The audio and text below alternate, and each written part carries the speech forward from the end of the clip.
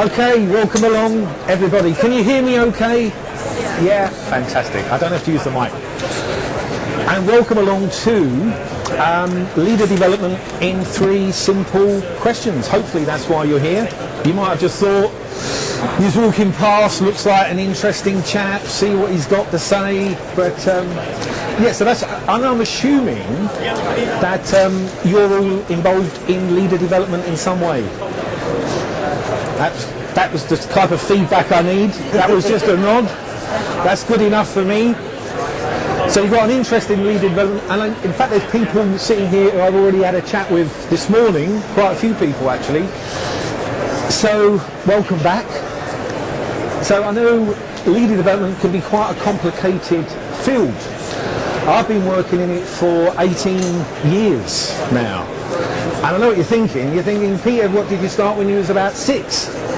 So, in fact, I love the field because I'm kind of addicted to people who want to do amazing things. And when I say amazing, I don't mean climb a mountain. It could be do a presentation. That could be amazing for some people. So, but I'm addicted to people who are doing amazing things. And my first job, when I started at 6, was with the London Borough of Newham. Has anyone heard of the London Borough of Newham? That's great feedback. That's even more. And look, thank you. The programme was called Putting Newham on the Map, and I think it's worked, according to you. Exactly. I'll write a letter. It's all been worthwhile. My first job, and I was running a session, and I'm going to explain about a methodology I used, because I'm not just going to give you 3 questions. I'm actually going to give you 2 sets of 3 questions. It's not 6 questions, because that's too many, right? You've got to keep it kind of small and odd, right? 3 or 5, 2 sets of 3 questions. A bit like planting daffodils, of food. 4 fish fingers bad, 5 good. That, yeah, that old expression. So we was running what I call a giant leap process, which is like a coaching process designed to get people kind of thinking outside the box and all of that. 1998, don't forget. And we was collecting ideas. And one guy in the room, in Newham, said, do you know what, we've got enough brownfield land here to stage the Olympics. Guess what his colleagues did? Loser! So Robin Wales was in the room, who's the leader of the council, and everyone laughed their heads off, and I think it was the laughter of someone knowing there's a madman in the room and it's not me. What a relief! Robin Wales said, what a great idea, what a great idea. And he went to speak to Ken Livingstone, and the rest is kind of history. So what's important about that story is having mad, crazy ideas, but that idea could have sunk immediately given the reaction of the people around them. So how we behave as leaders is really quite important, certainly in the context that we're working in. So that's where I've kind of come from, and I'm going to give you the 3 questions that I've kind of been working with quite a bit. But I thought you might like a kind of icebreaker to start off with, maybe. Does anyone recognise this? Good, good. Who here, forget that for a second, who here, do you imagine this time next year you will be improved, somehow better? Okay. Have you got a plan to make that happen-ish? Okay, so if you have, the big question for me is, do you think your improvement and betterment is going to come from A, adding things to what you already know? So there's something out there that you haven't got yet. Maybe that's why we come here, right? To get all these snippets and stuff. Is it about me adding something, which is the classic thing we talk about with learning, isn't it? It's additive and accumulative. Or do you think you could make bigger gains by unlearning?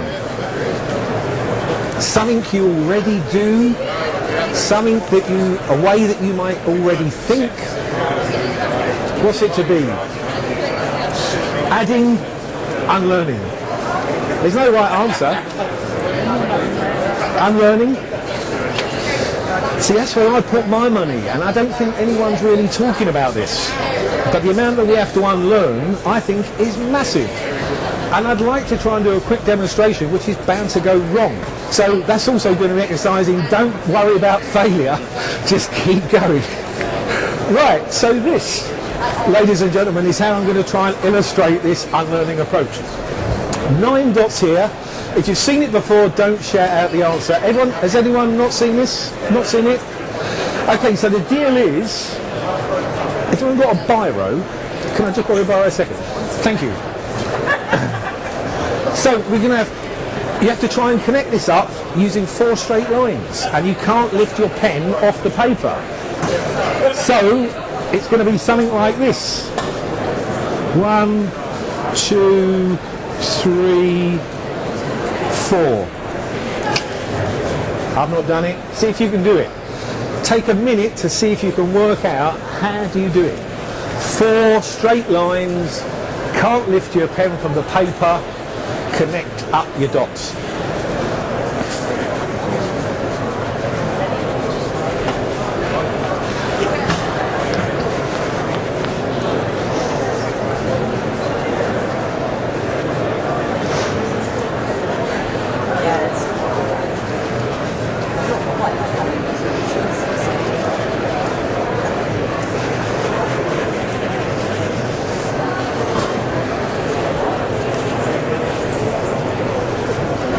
Anyone got it?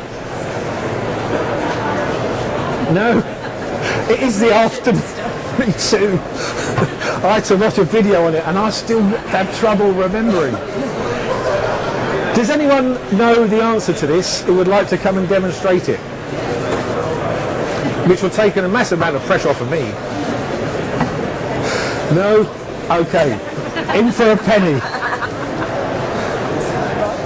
Ready?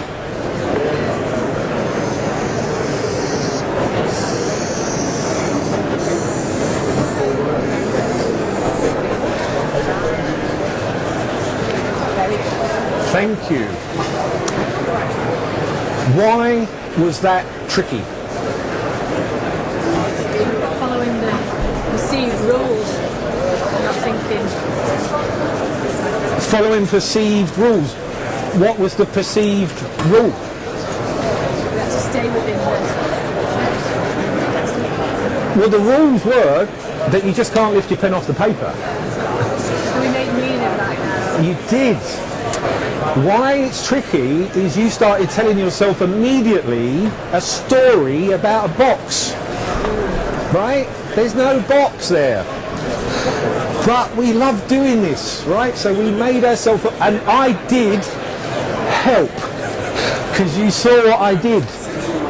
I made a box because I wanted this to work. We tell ourselves a story about a box and then we're stuck in it. And the more you think about that, the more it pervades, I think, most areas of our life and work and what's possible for us, for other people, and the whole thing. Did you like that one? Do you want one more?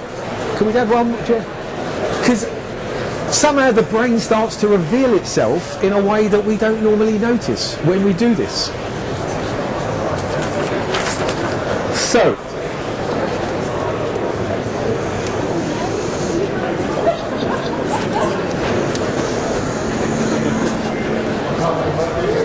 are they both about the same length? Ish? Enough? You're all reluctant because you kind of think, you know there's a con. You know there's a con coming. I love this one. Right, so this is our brain working. It's a meta program. You won't know it's there, but you will in a second.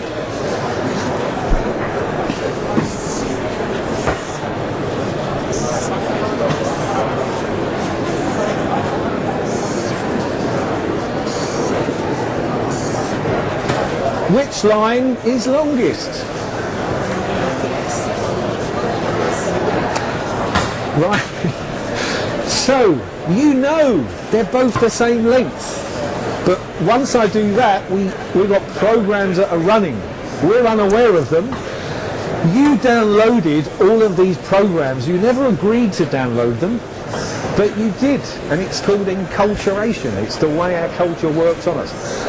Supposedly, these don't work on Aboriginal kids who have not grown up in a geometric environment. If they've grown up without that, they don't see it. Because it kind of, someone said, it's like we're looking at a room here. If that's like a picture hanging on the wall. And this is more like looking long distance. Does that make sense? So it's a perspective. We don't really know why it works. It's a perspective. But the thing about this is both of these, if I was to stick a Magna helmet on you and run a pulse through your anterior temporal lobe, you'd get these easily. Professor Alan Schneider in Sydney does this all day, every day. Sticks this magnetic helmet on people and disrupts their functioning of their cerebral cortex. The cerebral cortex is the new kid on the block in brain terms. We've only had it 400,000 years. It's not a jot on the rest of it, which has evolved from millions of years. Yet we kind of love it. We think it's great. The Renaissance heralded it. And we kind of differentiate ourselves from the kind of beast that we were. And this is the nature of civilization, I think. But he will improve your creativity, innovation by taking stuff away. That's the thing. He disrupts the way your brain works and you're able to be more creative. So when I come back to saying, is your best efforts to develop about unlearning or adding, Professor Alan Schneider would say it's unlearning, mate, every time. And these are clear bits of evidence. So, you've woken up. It's good. Are you ready for the first question? And this first question, although I've labelled it 3, confusingly, is the question you're probably most familiar with in leadership, in leader development circles. And it goes like this. They're all the same format. Am I being the person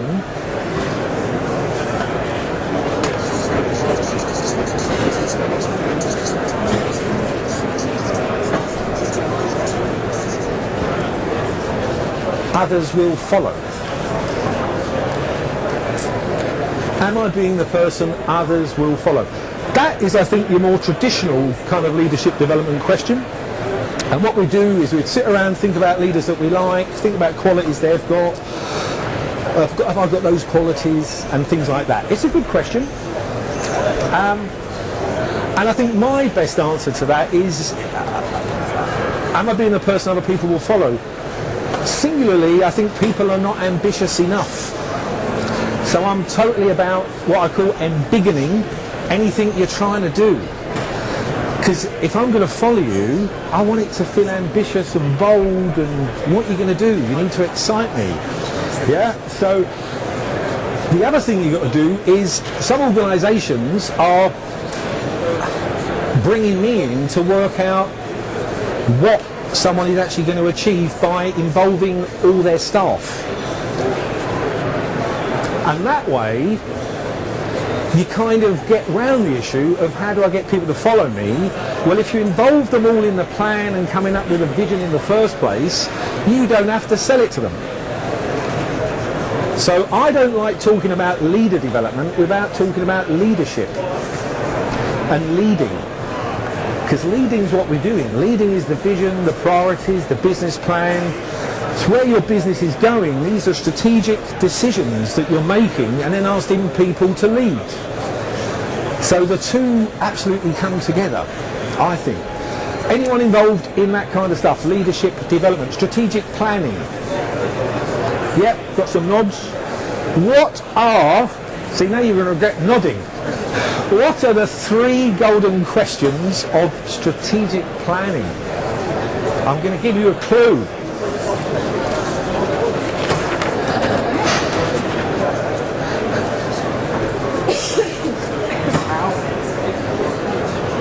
These are separate words.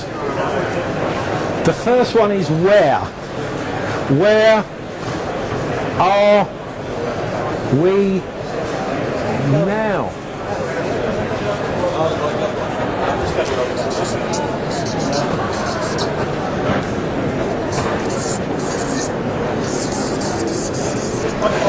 So that's the way I was taught it. Where are we now? Second question is, I think your one. Where do we want to be?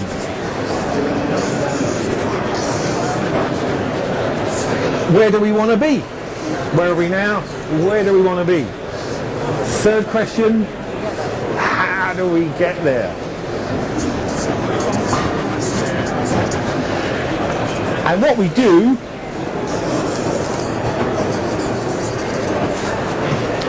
so that's what I was taught. That's what I was taught, and I went out as a consultant using some of this stuff, and it was a mistake. Because they're the right three questions, they're just in the wrong order.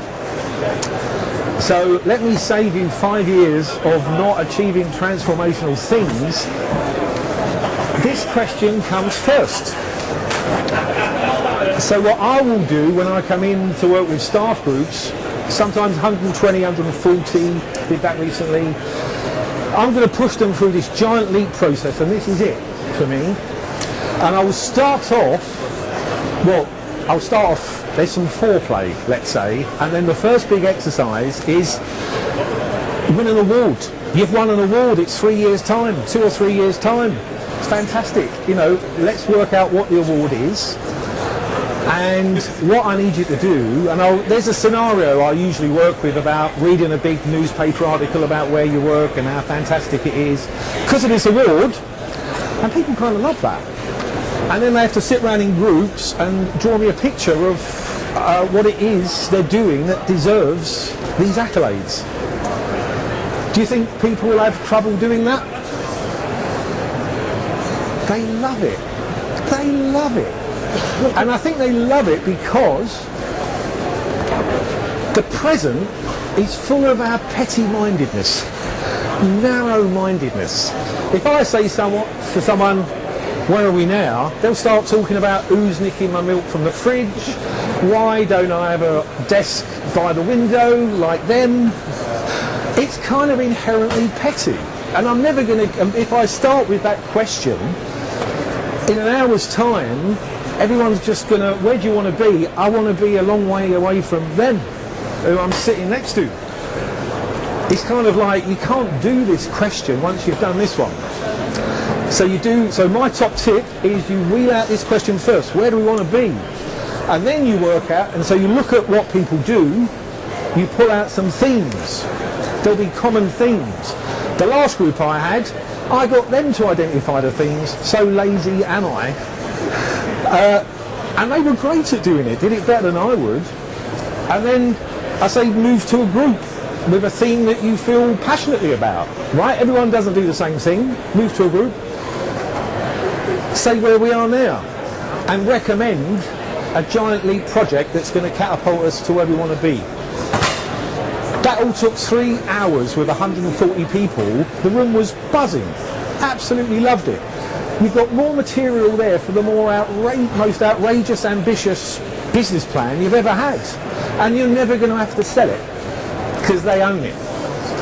Your challenge is how you're going to lead that.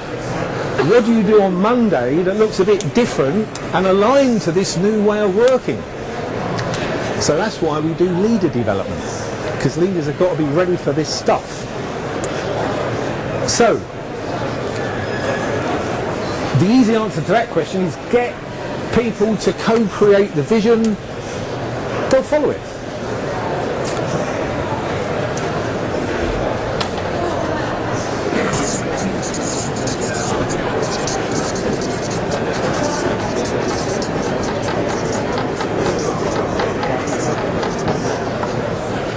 So as a leader, I'm not always on my horse out in front saying over those hills, that's where we're going.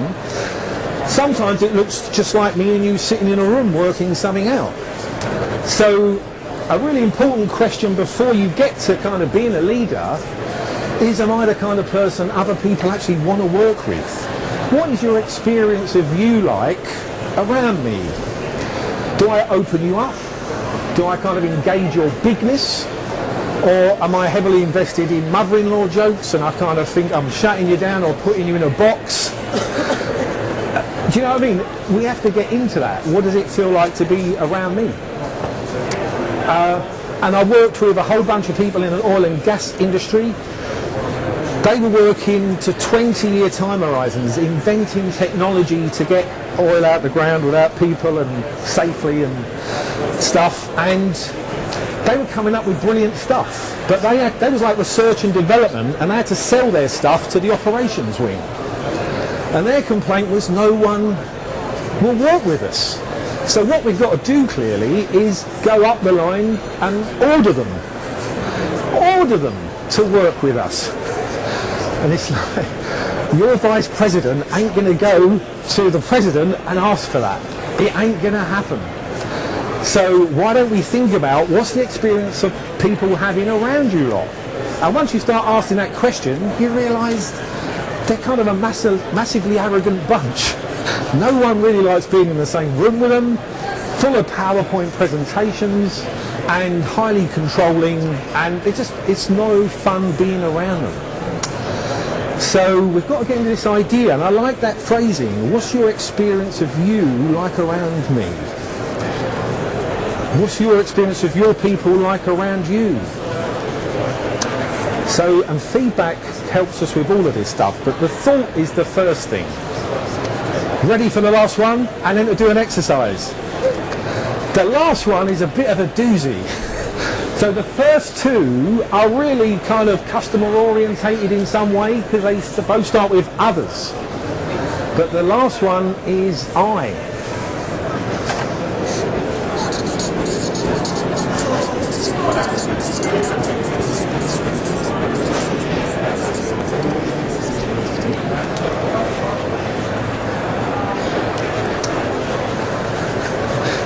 It's a good one, isn't it? It's a good one. Because what we do, I think we reach points in our life where we kind of wake up, look across the pillars and think, there's all my problems right there. It's nothing to do with me leading an unadventurous, tedious life. It's there. So, and it's not. And it's not. And so for me, I've kind of had this sense of, I want my life to be a bit of an adventure. If I wake up, I'll kind of think, what mischief can I get up to today? Is there something to be subverted? Because I'm there, if there is. And I'm excited then. So I'm trying to learn my way through these things. Once I thought of these last year, this one, it's like, you can't not know that, can you? You can't not keep asking yourself a question. So I found myself it's encouraged me to do different things. I'm a consultant, leadership development consultant. My hobby is pottery. Anyone interested in pottery? No? Just me then. But Pete's Pottery on Facebook, if you want to blog, that's where I blog. So I suddenly thought, I want to run pottery retreats. Why shouldn't I do that? So anyway, I started a pottery summer school last year. It's run for its second year this year.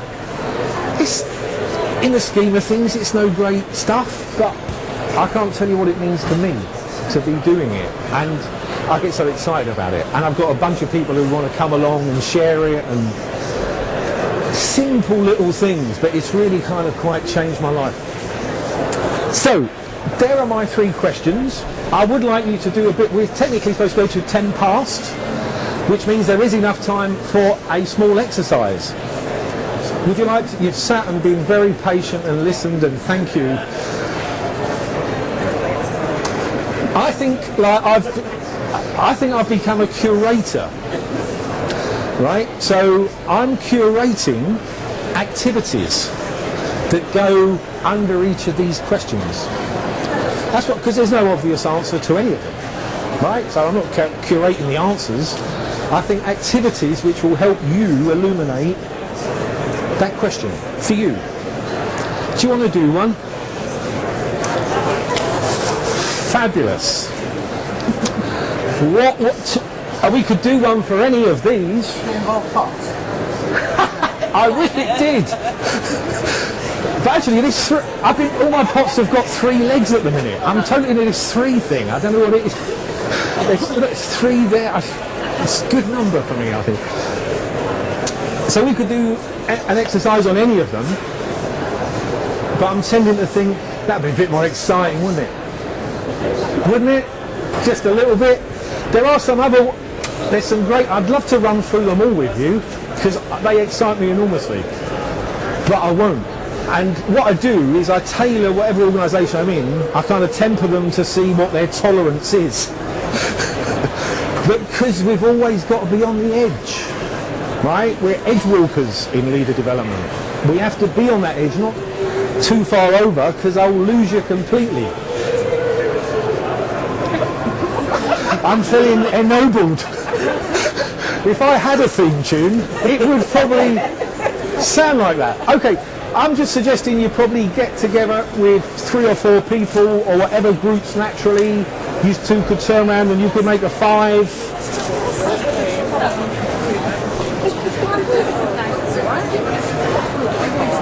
Would you? We've got a very small group. Actually, that could become a small group. A small group of 3. Okay. How about this for one? So this will give you an idea. Let's do it. Let's imagine you're 80. So imagine we're doing a Back to the Future thing. Car turns up with your 80-year-old self. 80-year-old self. But they're going to have time to shout one thing at you, and then they're gone. What piece of advice, one piece of advice, would your 80-year-old self give to you today if they could turn up here? I want you to think about it for yourself, share it with your people, see what other people have said. Is that the advice?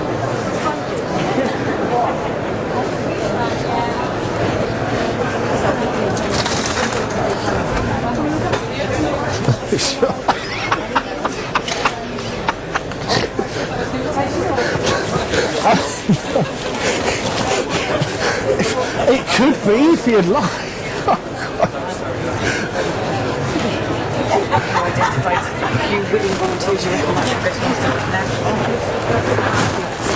Yeah, I'm just preparing for phase 2. I've got a phase 2 thing. Yeah.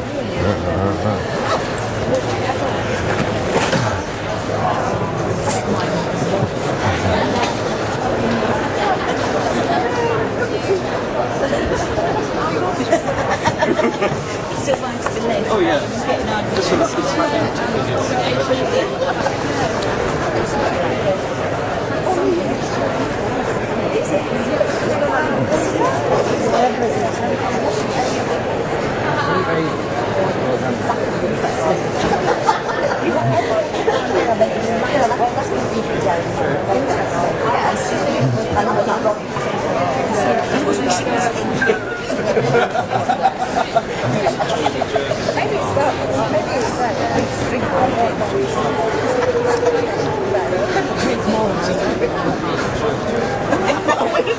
I'll give you a clue to.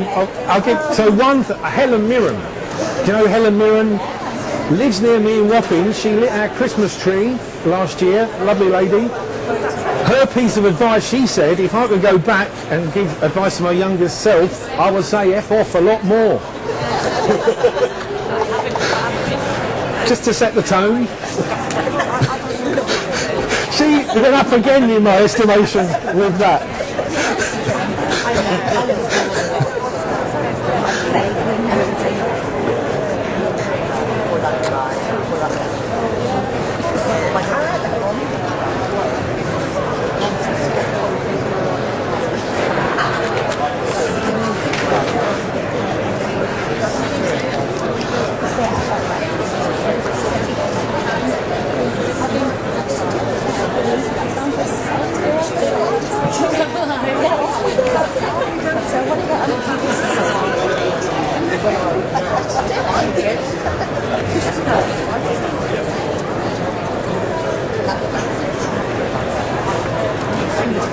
or indecisive. That's mine, actually. So consider things a bit more. Be more indecisive. I love that. That's fantastic.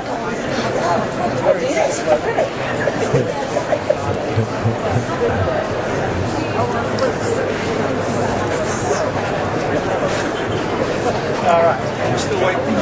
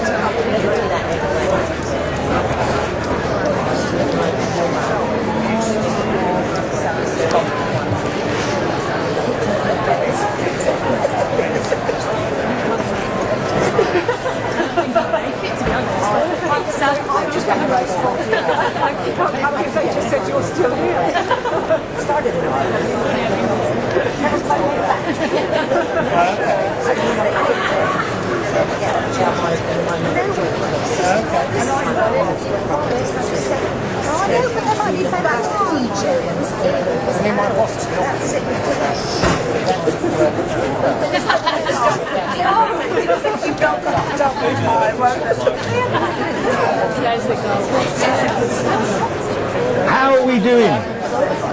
Have we had about there? Had a share?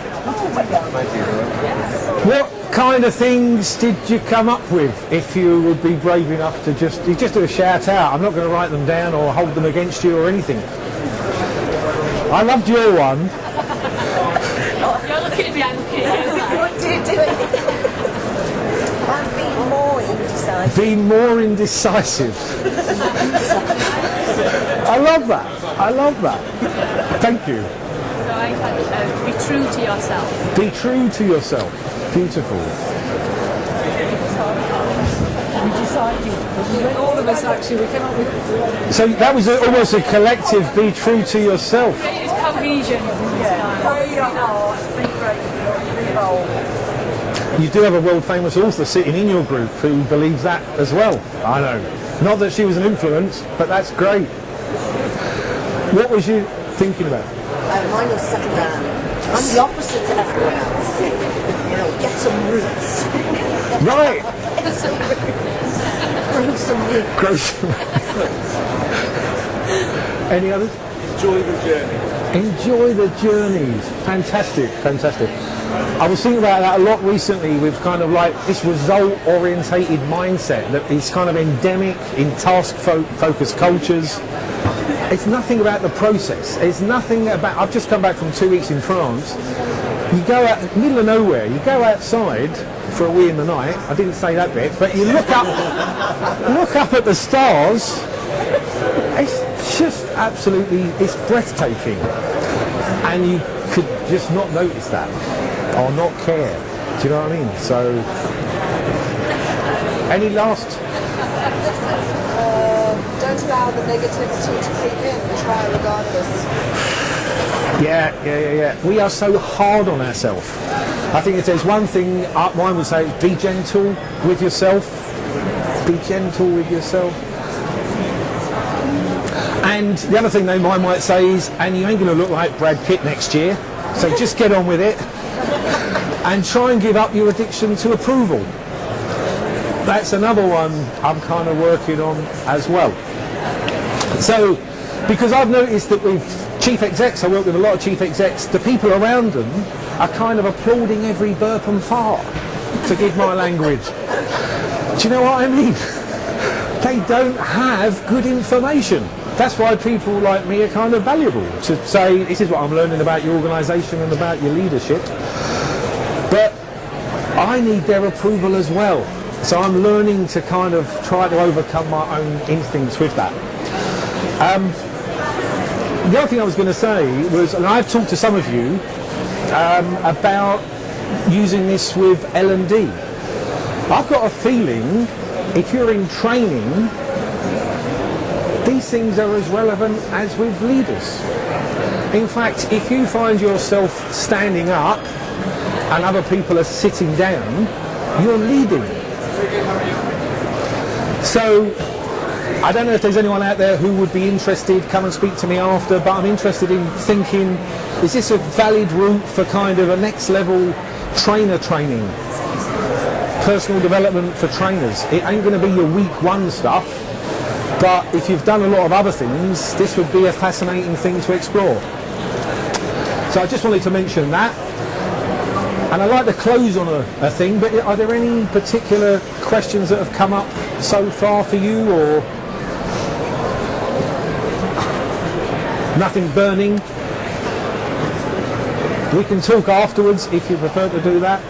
Mine's like 80 years now, right? Okay. So there's a little story. I want to come back to your point, be true to yourself. There's a story I used to use about change management, and it goes like this, right? 2 caterpillars sitting on a leaf on a lovely sunny day, and all of a sudden there's a rustle and this beautiful butterfly flies across the sky, and the caterpillars stop eating and they look and they watch the butterfly fly off, and then one turns to the other and says, because they're talking caterpillars, says, "You'll never get me up in one of those things." Boom. And I love that story, but it's also a kind of myth, because you're always forever in this point of thinking, I'm going to be the butterfly at some point. You're not being true to yourself. And it's a comfort, isn't it, that we will wake up and be bulletproof. I will no longer feel ashamed of the stupid stuff I come out with. Ha ha ha. It's never going to happen. Just get on with it. In fact, if I do feel a little bit ashamed of stuff I've said, I kind of know I've been on the edge of what's acceptable, and that's where I'm supposed to be. So I'll find ways to work with it. Last thing is Oliver Wendell Holmes. Come across him. Most of us go to our grave with our music still inside us. I know. Do you know the end of that quote? Because we're waiting for something to happen and it never does. Same as the butterfly story. So it's not, these questions could make you think it's about being someone else. It's not. It's about bringing you to the party in new ways. That's what I think leader development's all about. I hope you've enjoyed the session. We've hit time, and I'm going to say thank you very much.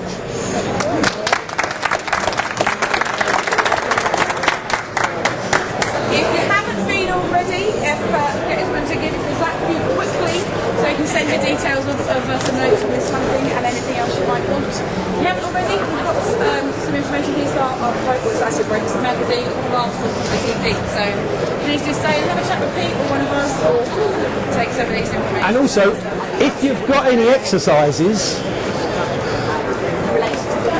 I collect them.